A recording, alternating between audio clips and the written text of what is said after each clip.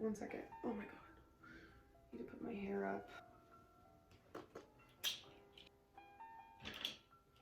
I don't know.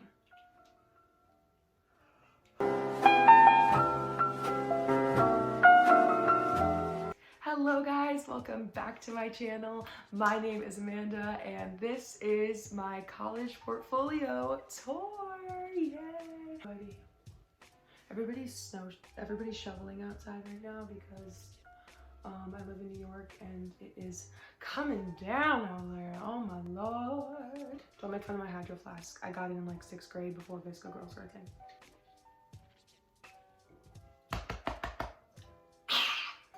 Okay, let's get into it. Let me preface this by saying there are going to be 2 parts of this video. One is the drawings and the other is the photographs.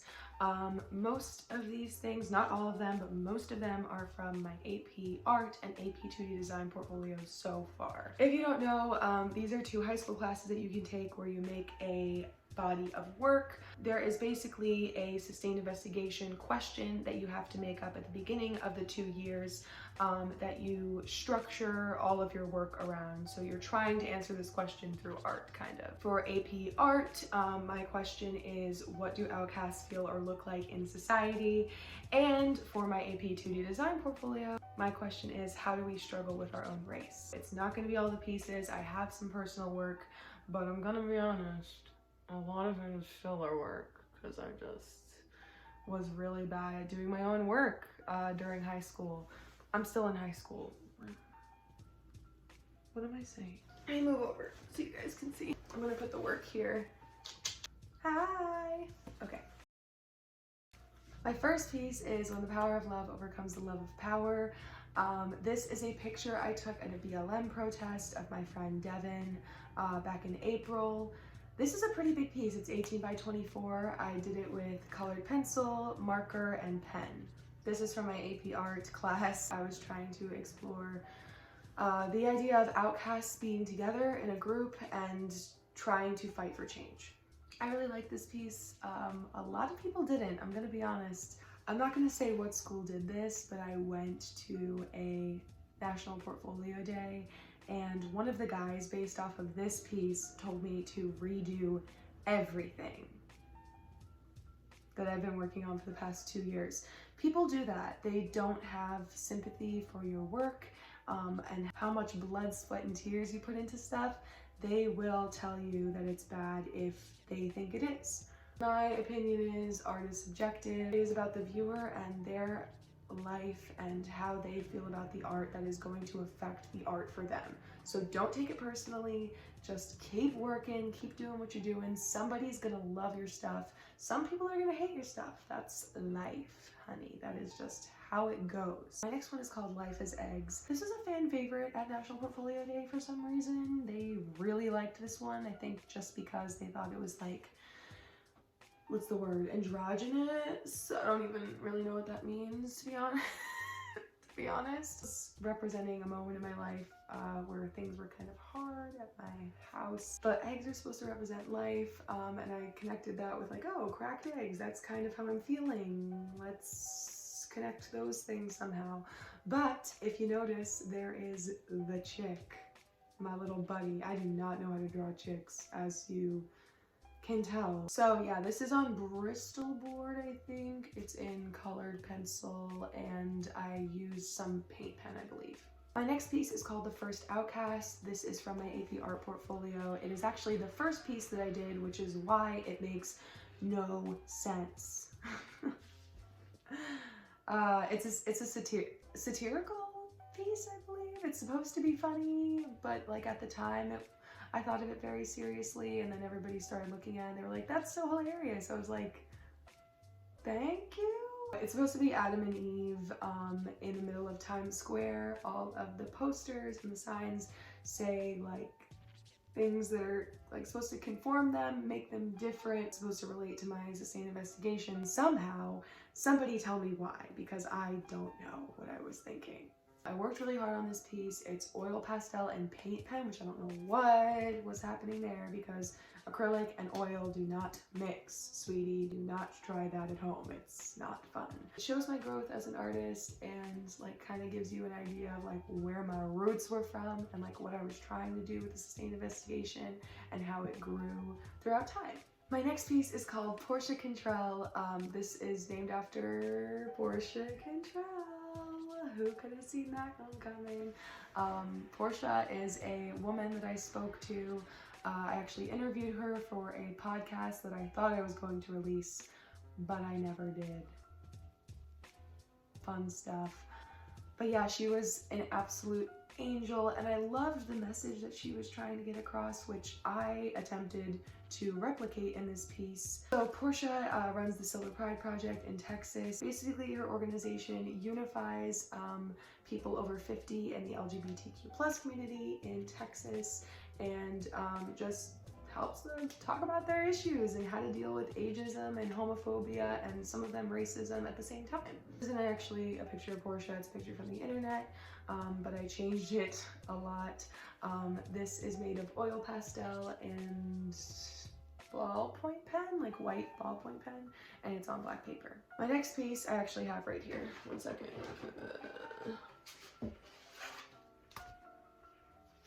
Okay, here it is.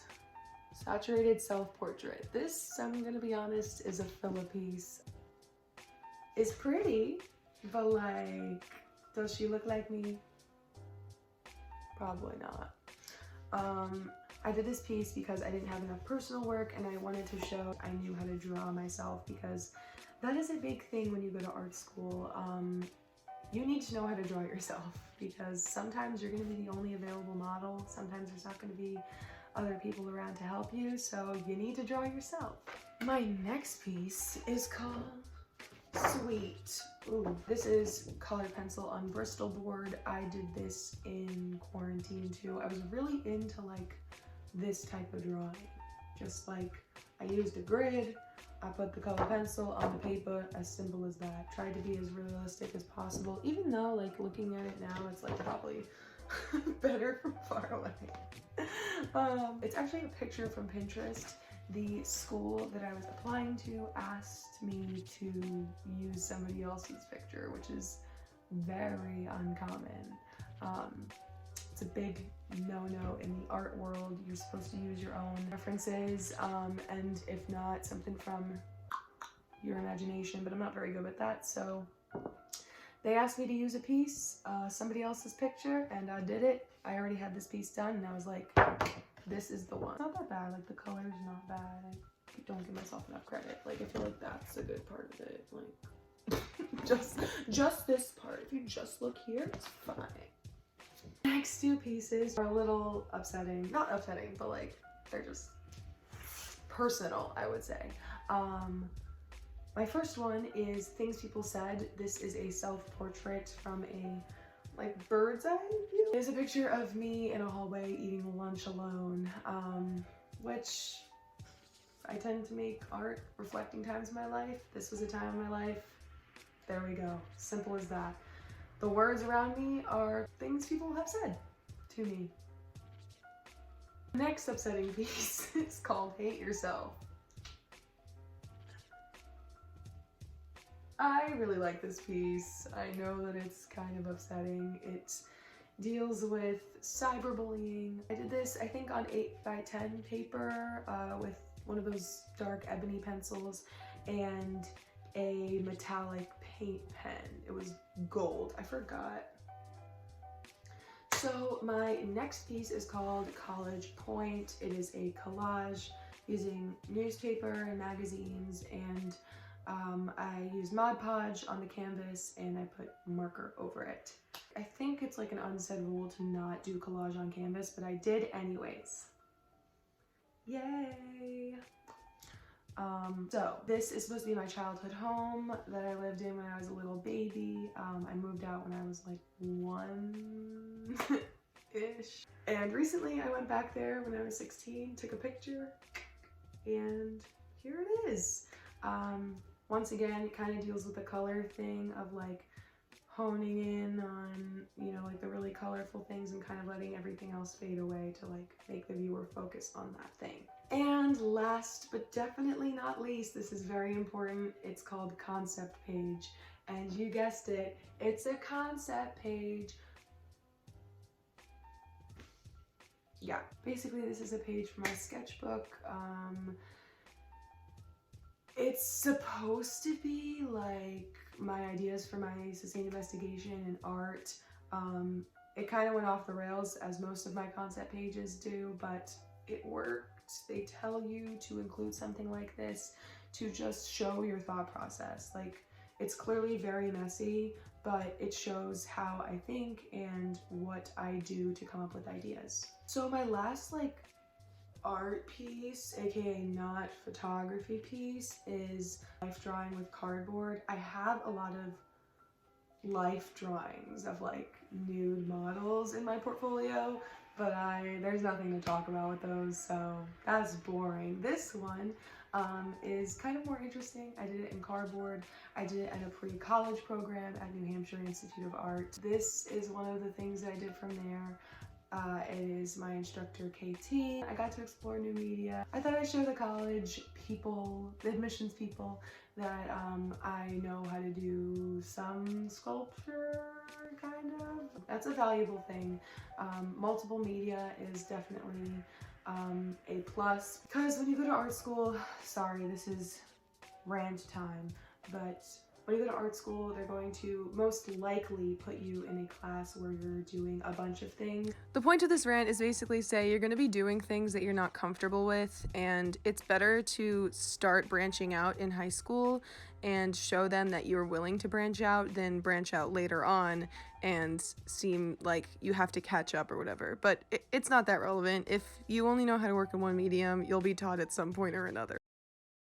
So here's my first photo piece. It is called Pink is for Girls. It is my friend Yasmin. This is a AP 2D design piece, which I will remind you, my sustained investigation question is, how do we struggle with our own race? This is dealing with stereotypes against Indian women, the fact that they constantly have to be shaving their facial hair to fit into these Western beauty standards, which this is trying to shed a light on how, you know, miserable it is for these women to constantly be like fitting into this box. So I did this with my camera, obviously, and I did a little Photoshop for the tears. They're kind of hard to see, but yeah. My next pieces go together. They're called Delighted to Change and Delighted to Change Too. They're both my friend Maddie, and they are both dealing with the same concept, the stereotype that Jewish women have big noses, and she is getting a nose job in this picture, and she's supposed to be super happy. That's why the title is Delighted to Change. So it's kind of like this fake like happiness of like, oh, I fit in, like I look like everybody else type of thing. My next photography piece is called Botanicals. These are some of my favorite women in my life. My friend Isabel, her sister Solange, and my sister. This is taken at the Brooklyn Botanical Gardens in Brooklyn. You're welcome. So yeah, I really liked this picture, just like the dynamic and like how they're all posing really fits them perfectly. I just loved it. I wanted to use it for my portfolio, so I did. And my last, but most definitely not least piece is blue. This is my sister, once again, she's a trooper. This is a new light that I had gotten in my photo studio, aka my basement. So I took a few pictures of her with it. Yeah, that is the whole portfolio, guys. Okay. So yeah, that is everything, guys. I hope you enjoyed the video. I hope you learned something from the pieces that I submitted to my portfolio. I think that I'm gonna post a tips video just to keep a few things separate and to give you guys some insight on what I thought about to choose my pieces for my portfolio, because I had a lot of other ones, but I chose these. So like, kind of just picking my brain about why I chose them, I think would be a little helpful. So yeah guys, thank you so much for watching. I hope you enjoyed this video. Make sure to like and subscribe to my channel, and I will see you guys next time. Bye!